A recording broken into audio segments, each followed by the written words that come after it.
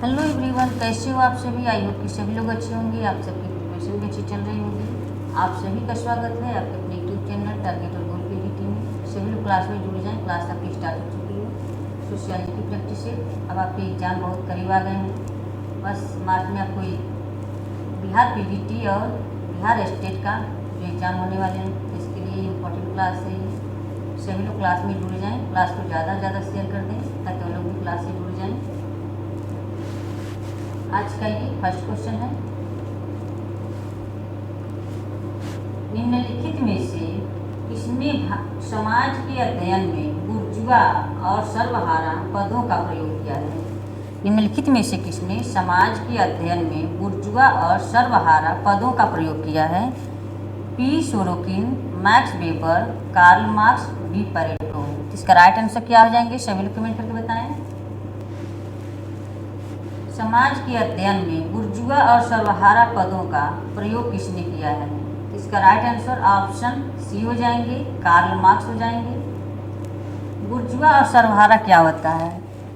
बुर्जुआ वर्ग वह जमींदारी जमीनों का मालिक उत्पादन के साथ साथ वितरण के समस्त अधिकारी पर इन्हीं का प्रभुत्व होता था। ये क्या है, ये बुर्जुआ वर्ग जो होता है एक जमीनों का मालिक होता है, उत्पादन के साथ साथ वितरण के समस्त अधिकारी पर उन्हीं का ये प्रभुत्व होता है। माने ये जमींदारी माने पूंजीपति होते हैं। ये बुर्जुआ क्या होते हैं, एक पूंजीपति होते हैं। दास और मालिक का जो होता है वही जो दास होते हैं, मालिक जो होते हैं ये बुर्जुआ वर्ग हो गए, और जो दास होते हैं वो सर्वहारा वर्ग हो गए। तो जो बुर्जुआ होते थे वो क्या है, इनके पास उत्पादन की शक्ति होती थी, अधिकारों और इनकी समस्त पूंजीपति होती थी इनके साथ। और सर्वहारा वर्ग वह सामाजिक वर्ग है जो अपनी मजदूरी के बल पर कमाता है। सर्वहारा वर्ग क्या करता है, वो मजदूरी के बल पर अपना कमाता खाता है, जिसके पास बेचने के लिए केवल अपना श्रम होता है। ये जो सर्वहारा वर्ग होता है उसके पास कुछ नहीं होता है, सिर्फ वो अपना श्रम लगाता है और 2 वक्त की रोटी कमाता है। उत्पादन के साधन पर उसका कोई नियंत्रण नहीं होता है। वितरण में उसकी कोई भागीदारी नहीं होती है। वह केवल अपने श्रम के आधार पर बुर्जुआ वर्ग द्वारा अपनी मजदूरी को पाने का अधिकारी होता है। जो मजदूरी करेगा उतना जो जितना श्रम करता था उसको मजदूरी मिलता था, तो वो उसका हकदार होता था, उसी का सिर्फ अधिकार होता था वो। इसीलिए उसकी स्थिति अत्यंत खराब होती है और वह अवस्था से अलगाव महसूस करता है। तो ये जो बुर्जुआ वर्ग ये मालिक होते थे और ये सर्वहारा वर्ग जो हैं क्या होते थे, ये दास होते थे। जो पहले तो जो मजदूर होते थे, उनके काम करते थे, उनके ऊपर शोषण करता था। शोषण करते थे तो क्या हो गए, सर्वहारा बुर्जुआ वर्ग हो गए। जो शोषित वर्ग जिसके साथ शोषण किया जाता था, गरीब लोग जो होते थे उनके साथ शोषण जो होता था, तो ये शोषित वर्ग हो गए, सर्वहारा वर्ग। नेक्स्ट क्वेश्चन है,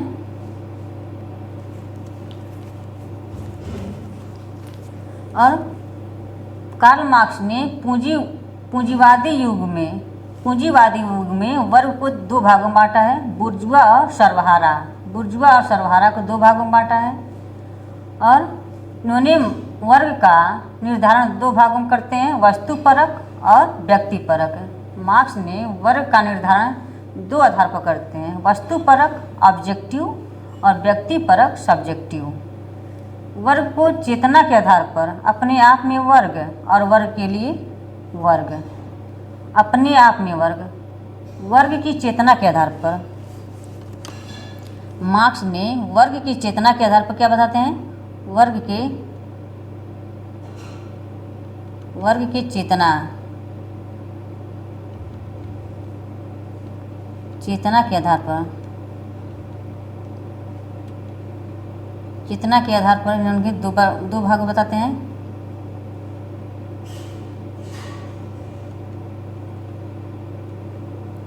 कौन कौन से हैं? अपने आप में वर्ग, इसमें दो एक हो गए अपने आप में वर्ग,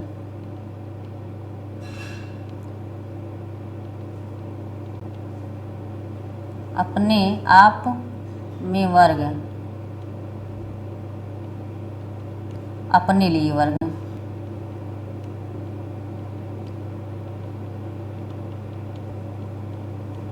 अपने लिए वर्ग, ये दो प्रकार के वर्ग की चेतना के आधार पर दो प्रकार बताते हैं। अपने लिए वर्ग, अपने आप में वर्ग, अपने लिए वर्ग। और वर्ग के निर्धारण दो प्रकार से करते हैं, वस्तुपरक, व्यक्तिपरक, सब्जेक्टिव और ऑब्जेक्टिव। और पूंजीवादी युग के दो वर्ग में बांटते हैं, बुर्जुआ और सर्वहारा।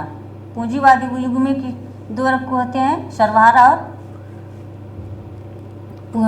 बुर्जुआ और सर्वहारा होते हैं। हैव और हैव नॉट। हैव जो बुर्जुआ होता है, हैव नॉट जो सर्वहारा होता है, जिसके पास कुछ नहीं होता है। बुर्जुआ जो होता है वो ही जमीन का मालिक होता है, पूंजीपति होता है, वो जो बुर्जुआ कहते हैं। सर्वहारा सिर्फ उसके पास एक श्रम होता है, तो सर्वहारा उसके पास और कुछ नहीं होता है। मार्क्स ने दास कैपिटल के तीसरे भाग में आय के स्रोतों के आधार पर 3 वर्गों में विभाजित किया है, श्रमिक, पूंजीपति और भूपति।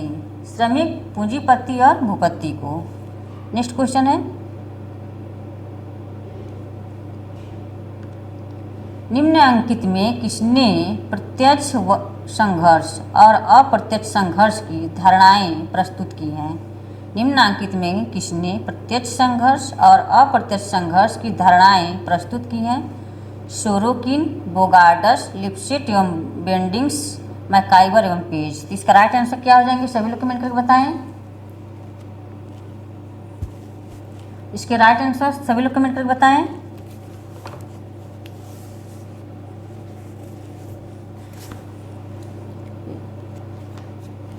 ऑप्शन डी हो जाएंगे, मैकाइवर एवं page. Option D.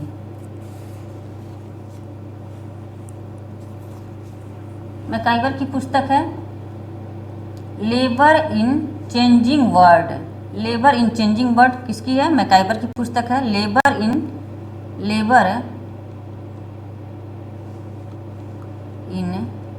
Changing world,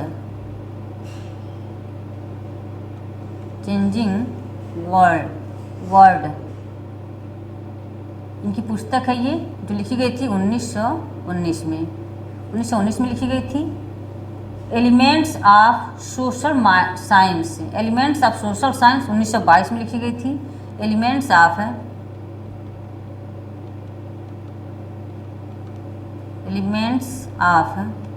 social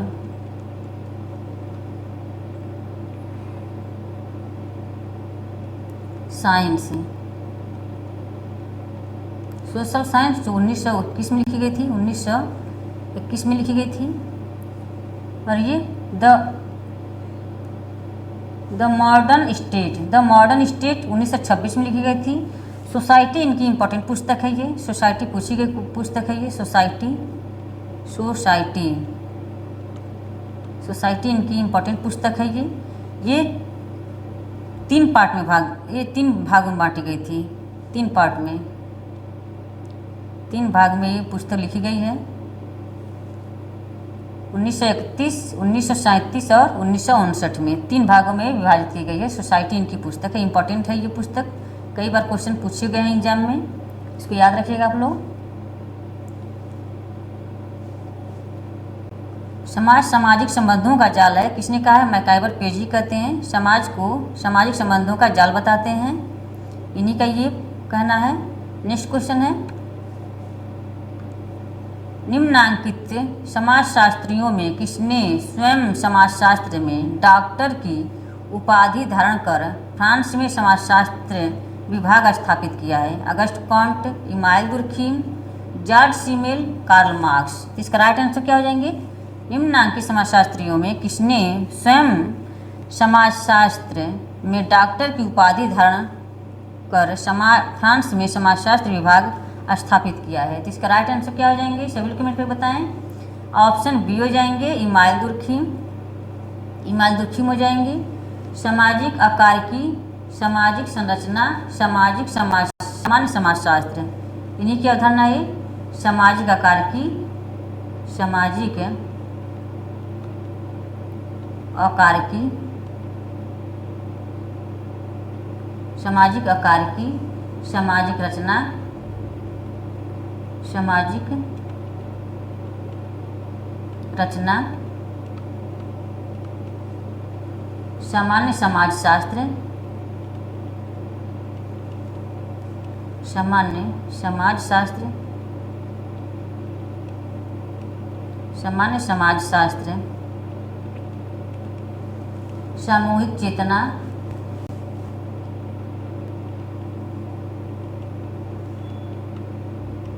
सामूहिक चेतना, सामूहिक प्रतिनिधान, सामाजिक तथ्य, ये सभी इनकी अवधारणाएं हैं। नेक्स्ट क्वेश्चन है, अगस्ट कॉम्टे की प्रसिद्ध पुस्तक का नाम क्या है? अगस्ट कॉम्टे की प्रसिद्ध पुस्तक का नाम क्या है? सामाजिक भौतिकी, सामाजिक जीव विज्ञान, सामाजिक मनोविज्ञान, सामाजिक मानवशास्त्र। तो इसका राइट आंसर क्या हो जाएंगे, सभी लोग कमेंट करके बताएं।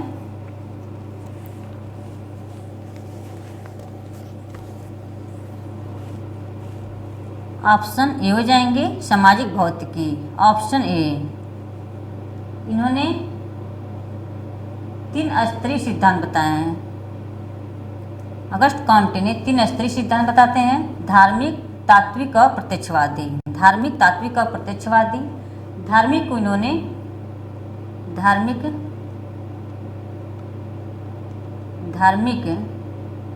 तात्विक,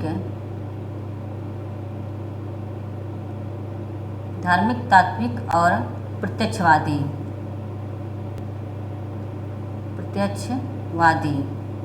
इन्होंने 3 प्रकार के नियम बताते हैं।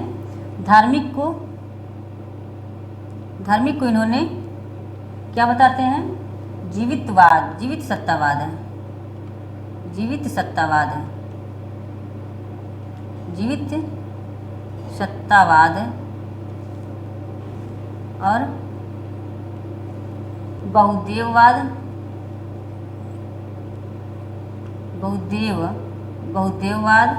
और एक देववाद,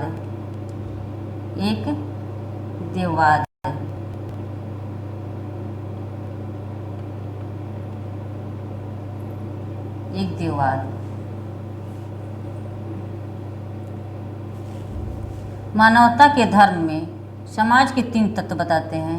कौन कौन से हैं? सैनिक, विधिक और औद्योगिक। मानवता के धर्म के समाज के 3 नियम बताते हैं। मानवता के धर्म में मानवता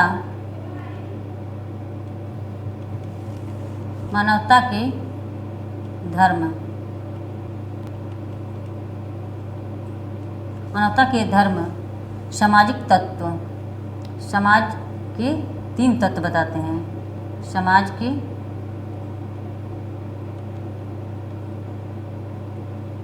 3 तत्व कौन कौन से होते हैं? ये सैनिक, विधिक और औद्योगिक है। सैनिक, विधिक और औद्योगिक।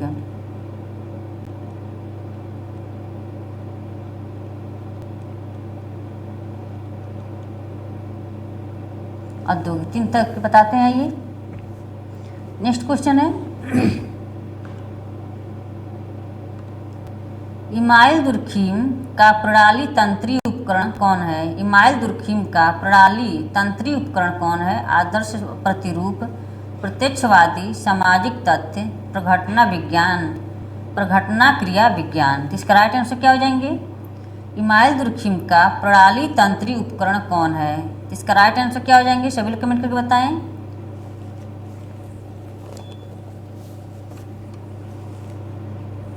इसका राइट आंसर ऑप्शन बी हो जाएंगे, प्रत्यक्षवादी, ऑप्शन बी। नेक्स्ट क्वेश्चन है, निम्नलिखित में से किसने समाजशास्त्र में सुई जेनरिस शब्द का प्रयोग किया है? सुई जेनरिस का प्रयोग किसने किया है? Herbert Spencer, August Comte, max weber, email Durkheim. तो इसका राइट आंसर क्या हो जाएंगे? सभी लोग कमेंट करके बताएं। किसने समाजशास्त्र में सुई जेनरिस शब्द का प्रयोग किया है? तो इसका राइट आंसर ऑप्शन डी हो जाएंगे, इमाइल दुर्खीम। नेक्स्ट क्वेश्चन है, संघर्ष सिद्धांतकारों में किसने समाज में संघर्ष की प्रकारात्मकता पर जोर दिया है? संघर्ष सिद्धांतकारों में किसने समाज में संघर्ष की प्रकारात्मकता पर जोर दिया है? Lewis Coser, Ralf Dahrendorf, Karl Marx, M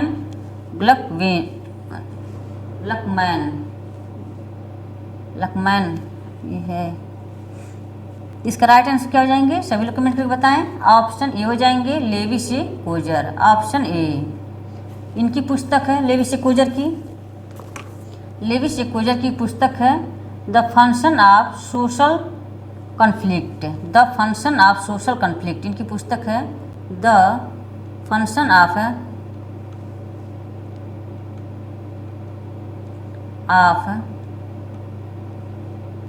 social conflict.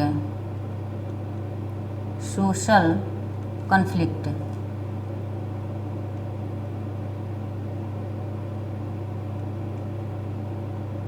Social conflict जो लिखी गई थी 1956 में, 1956 में लिखी गई थी। नेक्स्ट क्वेश्चन है, निम्न में किस एक ने यह कहा है कि सामाजिक संघर्ष की व्याख्या करने के लिए अव्यवस्था तथा अभिव्यक्त प्रायः समूहों की रुचि समूहों एवं विरोधी समूहों की अवधारणाएं मूलभूत हैं? निम्न में किस एक ने यह कहा है कि सामाजिक संघर्ष की व्याख्या करने के लिए अव्यक्त तथा अभिव्यक्त प्रायः समूहों की रुचि समूहों एवं विरोधी समूहों की अवधारणाएं मूलभूत हैं? Karl Marx, L Coser, R Collins, Ralf Dahrendorf. तो इसका राइट आंसर क्या हो जाएंगे? सभी लोग कमेंट करके बताएं। इसका राइट आंसर ऑप्शन सी हो जाएंगे, R Collins. Option C. Next question है, फ्रेंड्स एक बार सभी लोग शेयर कर दें क्लास को। क्लास से पहली बार जुड़े हैं प्लीज़ चैनल को सब्सक्राइब कर लें। संघर्ष संप्रदाय घटनाक्रम के अनुसार निम्न में से कौन सा है? संघर्ष संप्रदाय घटनाक्रम के अनुसार निम्न में से कौन से हैं? Karl Marx, L Coser, R Dahrendorf. तो इनको घटनाक्रम के अनुसार इनको कौन सा सही है ये देखना है। इसको देखते हैं। कार्ल मार्क्स का जन्म कब होता है? इनका 1818 में। कार्ल मार्क्स का 1818 में।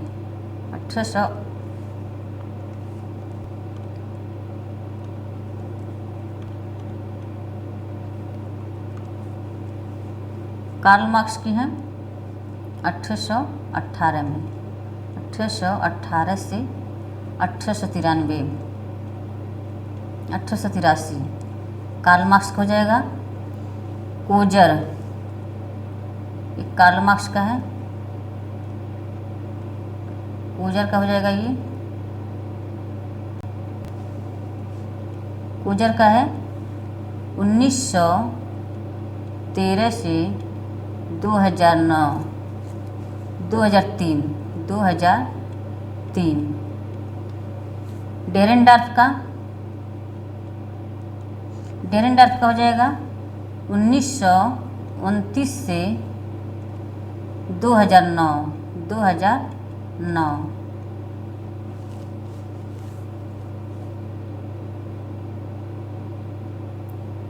मिल्स का क्या हो जाएगा? मिल्स का है 1916 से, मिल्स का 1916 से 1947, 1962 है, 1962। मैनहीम का क्या है? कार्ल मैनहीम का, मैनहीम का क्या है? इनका है 1993 से 1893 से 1947 है, 1947। 47। तो यहाँ से मैच करिए कौन सबसे पहले आएंगे। तो यहाँ कार्ल मार्क्स पहले आ जाएंगे, कार्ल मार्क्स पहले आ जाएंगे, फिर उसके बाद कोजर आ जाएंगे, फिर डेरेनडार्फ आ जाएंगे। तो इसका राइट आंसर ऑप्शन ये हो जाएगा।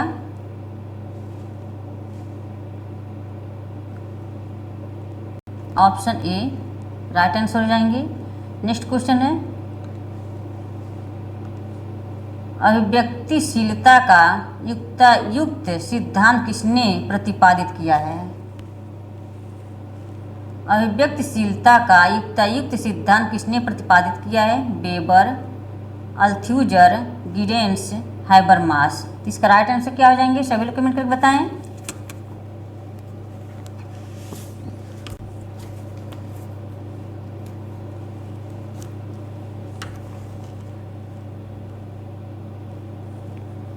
इसका राइट आंसर ऑप्शन ए हो जाएंगे, वेबर हो जाएंगे। Right answer option A. Next question है, प्रभु जाति की एम.एन. श्रीनिवास के अनुसार कौन सी विशेषताएं हैं। प्रभु जाति की एम.एन. श्रीनिवास के अनुसार कौन सी विशेषताएं हैं। संख्यात्मक बल तथा राजनीतिक शक्ति, भूमि के और स्वामित्व के माध्यम से आर्थिक सत्ता, पश्चिमी शिक्षा तथा प्रशासन में नौकरियां, आय के शहरी स्रोत। तो ये क्या पूछा है, प्रभु जाति की विशेषता कौन कौन सी है एम.एन. श्रीनिवास के अनुसार। तो इसमें क्या हो जाएंगे, संख्यात्मक बल तथा राजनीतिक शक्ति, ये सही है। और भूमि के स्वामित्व के माध्यम से आर्थिक सत्ता, पश्चिमी शिक्षा तथा प्रशासन में नौकरियां, ये गलत है, ये नहीं है। इसमें सिर्फ 1 और 2 हो जाएंगे। राइट आंसर हो जाएंगे ऑप्शन सी। नेक्स्ट क्वेश्चन है, एम.एन. श्रीनिवास के अनुसार प्रभु जाति को कौन सी स्थिति उपलब्ध होती है। एम.एन. श्रीनिवास के अनुसार प्रभु जाति को कौन सी स्थिति उपलब्ध होती है। संख्या की ताकत, आर्थिक शक्ति, नैतिक शक्ति, आर्थिक, नैतिक एवं विधि विधान का समर्थन। तो इसका राइट आंसर क्या हो जाएंगे, सभी लोग कमेंट करके बताएं। ऑप्शन डी हो जाएंगे, ऑप्शन डी। फ्रेंड्स एक बार सभी लोग शेयर कर दें क्लास को। क्लास से पहली बार जुड़े हैं प्लीज़ चैनल को सब्सक्राइब कर लें। सभी लोग शेयर कर दें क्लास को। नेक्स्ट क्वेश्चन है,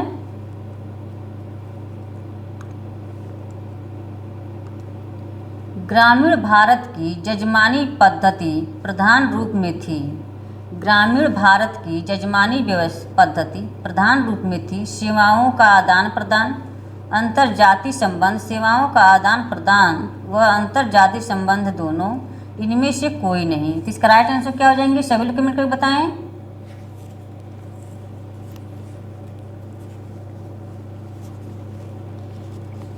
इसका राइट आंसर ऑप्शन क्या हो जाएंगे, ऑप्शन सी हो जाएंगे। सेवाओं का आदान प्रदान व अंतर्जातीय संबंध दोनों, ऑप्शन सी। नेक्स्ट क्वेश्चन है, भारत में जातियों में अंबेडकर तर्क देते हैं कि जाति का अर्थ है। भारत में जाति में अंबेडकर तर्क देते हैं कि जाति का अर्थ है असवर्ण विवाह के ऊपर सगोत्र विवाह का अध्यारोपण, एक अधार्मिक निषेधाज्ञा के आधार पर विशेषता, पारस्परिक प्रतिकर्षण, पृथककृत समूह। तो इसका राइट आंसर क्या हो जाएंगे, सभी लोग कमेंट करके बताएं।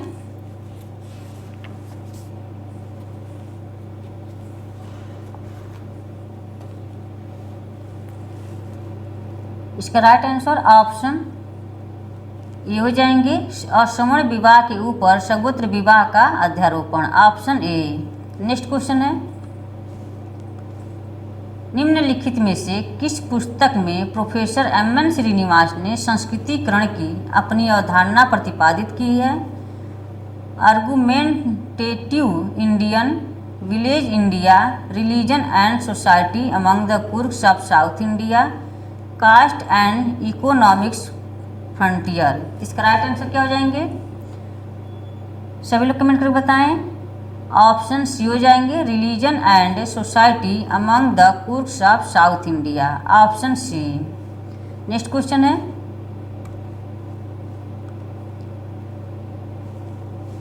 समाजशास्त्र के भारतीय विचारक कौन से हैं? समाजशास्त्र के भारतीय विचारक कौन से हैं? महात्मा गांधी, राधा कमल मुखर्जी, श्री अरबिंदो, उपरोक्त सभी। तो इसका राइट आंसर क्या हो जाएंगे? सभी लोग कमेंट करके बताएं। ऑप्शन डी हो जाएंगे, उपयुक्त सभी। समाजशास्त्र के भारतीय विचारक कौन है? महात्मा गांधी, राधा कमल मुखर्जी, श्री अरबिंदो, ऑप्शन डी हो जाएंगे। नेक्स्ट क्वेश्चन है, इरावती कर्वे के अनुसार निम्नलिखित में से कौन सी भारतीय संयुक्त परिवार की एक विशेषता नहीं है? या नहीं पूछा हुआ है। इरावती कर्वे के अनुसार निम्नलिखित में से कौन सी भारतीय संयुक्त परिवार की एक विशेषता नहीं है? एक ही छत के नीचे रहने वाले, एक ही चूल्हे पर पकाया खाना खाने वाले, संपत्ति पर सामान्य स्वामित्व, रक्त द्वारा एक दूसरे से जुड़े हुए, एक साथ पारिवारिक पूजा। इसका राइट आंसर क्या हो जाएंगे? इसमें नहीं पूछ दिया हुआ है।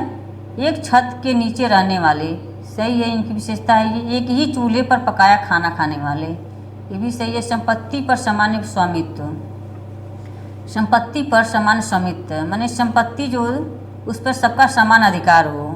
एक ही चूल्हे पर सभी लोग पकाया खाना, मेरा परिवार एक में रह, जब संयुक्त परिवार होता है तो उसमें सभी लोग एक ही चूल्हे पर एक ही छत के नीचे खाना रहते हैं लोग, और एक ही चूल्हे पर बनाया पकाया खाना खाया जाता है, एक ही छत के नीचे रहने वाले लोग। और ये एक साथ पारिवारिक पूजा ये नहीं है। रक्त द्वारा एक दूसरे से जुड़े हुए, रक्त द्वारा एक दूसरे से जुड़े हुए, ये गलत है, डी गलत है। एक साथ पारिवारिक पूजा ये भी सही है, डी गलत है। यहाँ पे ऑप्शन डी हो जाएंगे right answer, option D. Next question है, इरावती कर्वे हिंदू समाज की विशेषता बताती हैं। इरावती कर्वे हिंदू समाज की डैश विशेषता बताती हैं? पारंपरिक, आधुनिक, संपीड़ित, स्थिर, अर्ध सामंती।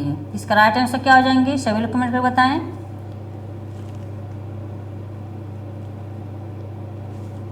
इसका राइट आंसर ऑप्शन सी हो जाएंगे, संपीड़ित, ऑप्शन संपीड़ित, ऑप्शन सी। नेक्स्ट क्वेश्चन है, निम्नांकित में कौन से समाजशास्त्री ने प्रभु जाति अवधारणा को प्रस्तुत किया है? निम्नांकित में कौन से समाजशास्त्री ने प्रभु जाति अवधारणा को प्रस्तुत किया है? G S. Ghurye, M N. Srinivas, A R. Desai, K M. Kapadia. इसका राइट आंसर क्या हो जाएंगे? सभी लोग कमेंट करके बताएं। समाजशास्त्री ने प्रभु जाति अवधारणा को प्रस्तुत किया है, तो इसका राइट आंसर ऑप्शन बी हो जाएंगे, एम.एन. श्रीनिवास। नेक्स्ट क्वेश्चन है, फ्रेंड्स आप लोग शेयर कर दीजिए क्लास को। क्लास से पहली बार जुड़े हैं प्लीज़ चैनल को सब्सक्राइब कर लें। इरावती कर्वे के अनुसार, इरावती कर्वे के अनुसार इनमें से कौन सा एक भारतीय सामाजिक संरचना का मुख्य स्तंभ नहीं है? मुख्य स्तंभ नहीं है। इरावती कर्वे के अनुसार इनमें से कौन सा एक भारतीय सामाजिक संरचना का मुख्य स्तंभ नहीं है? जाति व्यवस्था, संयुक्त परिवार, नाभिकीय परिवार, ग्रामीण समुदाय। तो इसका राइट आंसर क्या हो जाएंगे? सभी लोग कमेंट करके बताएं। ऑप्शन सी हो जाएंगे, नाभिकीय परिवार, ऑप्शन सी। नेक्स्ट क्वेश्चन है,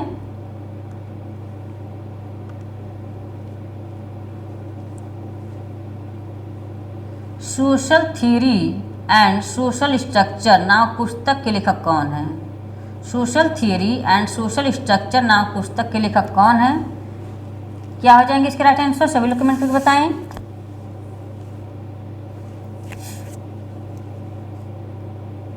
social theory and social structure नामक पुस्तक के लेखक कौन है? इसका राइट आंसर ऑप्शन ए हो जाएंगे, मार्टन, ऑप्शन ए। कॉलिंस की पुस्तक है, कॉलिंस की कॉन्फ्लिक्ट सोशियोलॉजी, इनकी पुस्तक है कॉन्फ्लिक्ट सोशियोलॉजी। किसकी पुस्तक है ये? कॉलिंस की, जो लिखी गई थी 1975 में। Social theory and social structure ये पुस्तक 1949 में लिखी गई थी, 1949 में लिखी गई थी ये पुस्तक। और कॉन्फ्लिक्ट सोशियोलॉजी कॉलिंस की पुस्तक है, कॉन्फ्लिक्ट कॉन्फ्लिक्ट सोशियोलॉजी,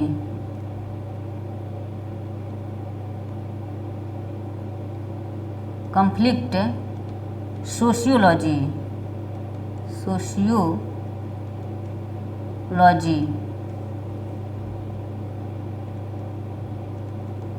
ये किसकी है? ये कॉलिंस की पुस्तक है।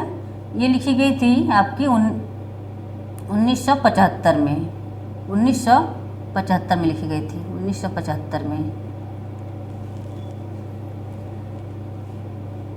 कोजर की पुस्तक है the function of social conflict, the function of social conflict, ये 1956 में लिखी गई थी। और डेरेनडार्फ की पुस्तक है class and class conflict in industrial society. किसकी पुस्तक? Dahrendorf, class and class, class and class, class and class, class and class society, industrial society, industrial society,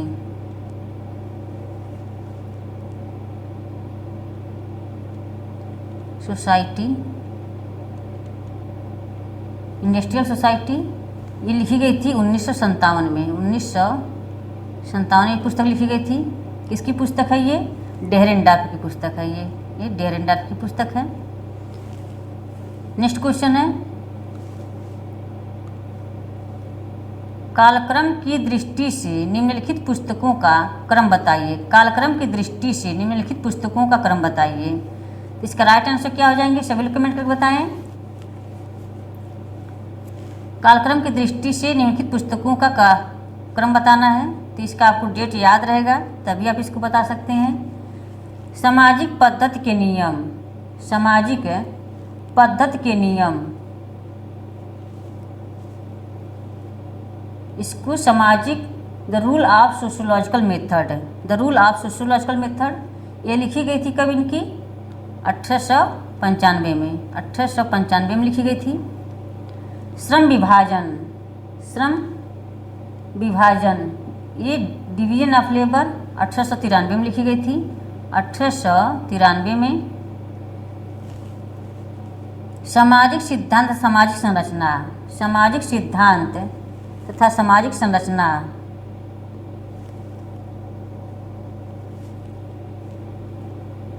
सामाजिक सिद्धांत, सामाजिक संरचना, सामाजिक व्यवस्था,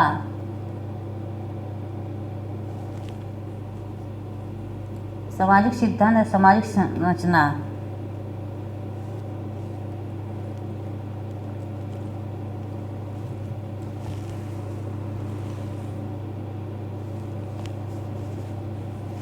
सामाजिक पद्धति के नियम, श्रम विभाजन, सामाजिक सिद्धांत और सामाजिक संरचना, सामाजिक व्यवस्था। इसका राइट आंसर क्या हो जाएंगे? सभी लोग कमेंट करके बताएं।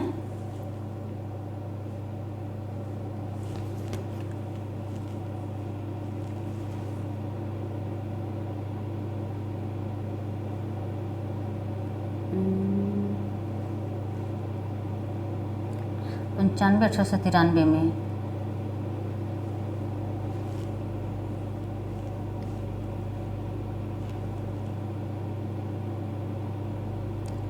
सामाजिक सिद्धांत, सामाजिक संरचना,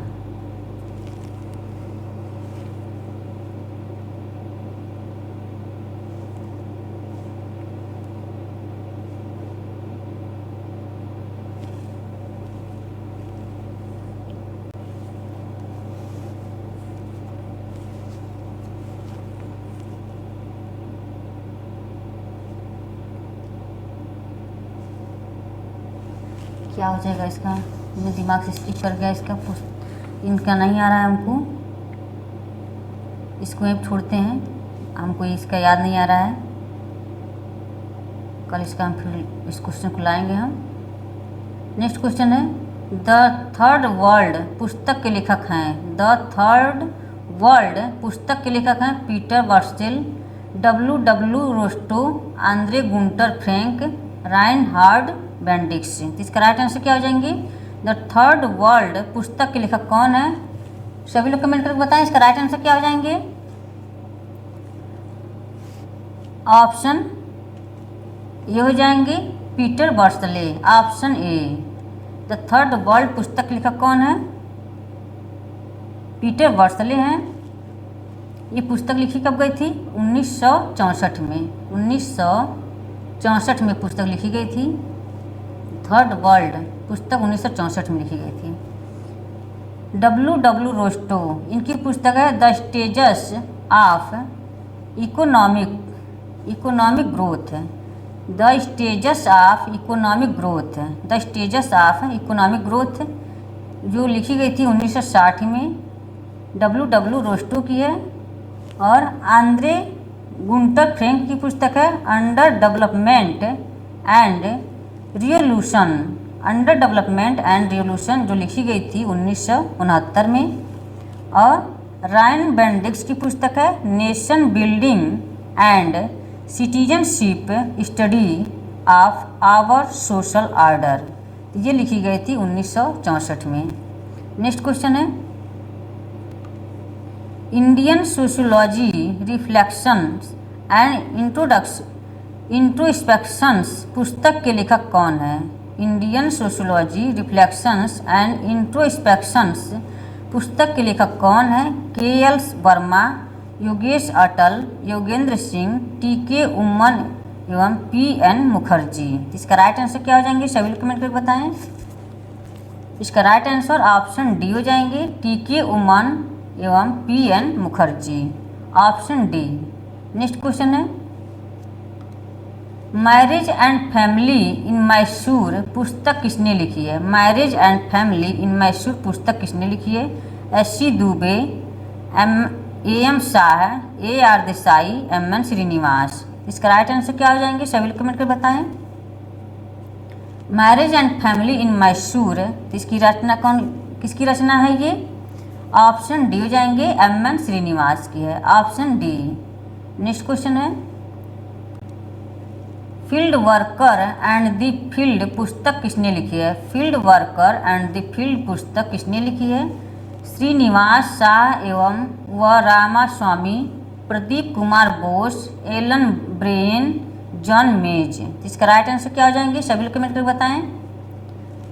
field worker and the field पुस्तक किसने लिखी है? तो इसका राइट आंसर ऑप्शन ए हो जाएंगे श्रीनिवास शाह व Ramaswamy, option A. Next question है प्रतिस्पर्धा किस प्रकार की सामाजिक प्रक्रिया है? प्रतिस्पर्धा किस प्रकार की सामाजिक प्रक्रिया है? आंशिक रूप से एकीकरण करने वाली, आंशिक रूप से पृथक्करण करने वाली, पूरी तरह से पृथक्करण करने वाली, पूरी तरह से एकीकरण करने वाली। तो इसका राइट आंसर क्या हो जाएंगे? सभी लोग कमेंट करके बताएं। ऑप्शन डी हो जाएंगे पूरी तरह से एकीकरण करने वाली, ऑप्शन डी। नेक्स्ट क्वेश्चन है 1905 में किसने 38 सामाजिक प्रक्रियाओं की सूची तैयार की? 1905 में किसने 38 सामाजिक प्रक्रियाओं की सूची तैयार की? रॉस, गिलिन एवं गिलिन, पार्क व बर्गेस, मैकाइवर एवं पेज। इसका राइट आंसर क्या हो जाएंगे? सभी लोग कमेंट कर बताएं। ऑप्शन बी हो जाएंगे गिलिन एवं Gillin, option B. Next question है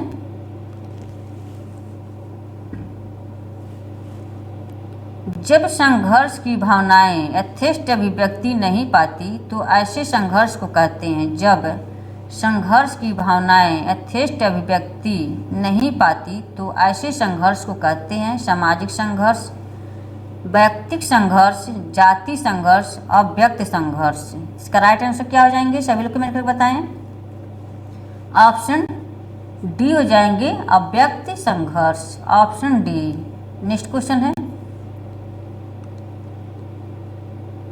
अप्रत्यक्ष सहयोग के संदर्भ में निम्नलिखित वाक्यों में से कौन सही नहीं है? अप्रत्यक्ष सहयोग के संदर्भ में निम्नलिखित वाक्यों में से कौन सही नहीं है? यह नहीं पूछा हुआ है। यह अनिवार्य है कि सभी समान रूप से लाभान्वित हों। यह अनिवार्य नहीं है कि सभी समान रूप से लाभान्वित हों। सभी सदस्य समान रूप से सहयोग करें। सभी सदस्यों के समान लक्ष्य हों। इसका राइट आंसर क्या हो जाएंगे? सभी लोग कमेंट करके बताएं। अप्रत्यक्ष सहयोग के संदर्भ में लिखित वाक्यों में से कौन सा सही नहीं है? तो यह अनिवार्य है कि सभी समान रूप से लाभान्वित हों। तो ये गलत है, ऑप्शन ए हो जाएंगे, ऑप्शन ए। तो फ्रेंड्स, आज की सेशन यहीं पे समाप्त होता है। आई होप कि सभी लोग को ये क्लास पसंद आई हो। क्लास को ज़्यादा से ज़्यादा शेयर करें। क्लास से पहली बार जुड़े हैं प्लीज़ चैनल को सब्सक्राइब कर लें एंड बेल आइकन को प्रेस करके ऑन कर लें, ताकि जो भी मेरा वीडियोज अपलोड हो आपको नोटिफिकेशन मिल जाए। किसी भी क्वेश्चन में डाउट हो तो आप टेलीग्राम चैनल पर कमेंट करके पूछ सकते हैं। टेलीग्राम लिंक आपको डिस्क्रिप्शन बॉक्स में मिल जाएंगे, वहाँ से आप ज्वाइन कर सकते हैं। और एक जो क्वेश्चन छूट गया है, उसका हमको भी डेट उसका निर्धारित नहीं था, तो इसको हम कल लेकर आएंगे और इसको हम पीडीएफ टेलीग्राम चैनल पर दे देंगे, उसको सही करके। यदि अभी तक आपने टेलीग्राम चैनल को ज्वाइन नहीं किया है तो ज्वाइन अवश्य कर लें। उसका लिंक आपको डिस्क्रिप्शन बॉक्स में मिल जाएंगे, वहाँ से आप ज्वाइन कर सकते हैं। क्लास में समाप्त करते हैं। Okay, bye bye, take care.